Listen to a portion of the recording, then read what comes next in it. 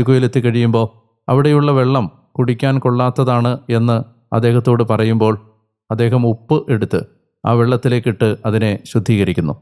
പ്രാർത്ഥിച്ച ഉപ്പ് അനുഗ്രഹം വഹിക്കുന്ന ഒരു പദാർത്ഥമായി ഉപയോഗിക്കുന്നൊരു പാരമ്പര്യം നമ്മുടെ പ്രാർത്ഥനാ രീതികളിൽ ഉണ്ടല്ലോ.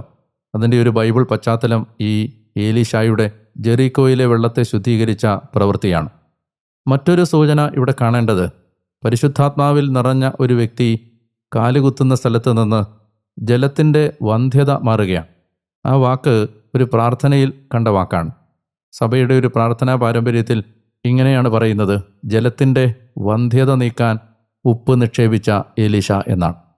ജലത്തിൻ്റെ ആ മരണാവസ്ഥ, ആ ഊഷരത, ആ വന്ധ്യത നീക്കാൻ അഭിഷേകത്തോടെ ഒരൽപ്പം ഉപ്പെടുത്ത് നിക്ഷേപിക്കുമ്പോൾ അത് മാറുന്നു എന്ന് പറഞ്ഞാൽ, പരിശുദ്ധാത്മാവിൻ്റെ ചൈതന്യമുള്ള ഒരാളുടെ കാൽവെപ്പ്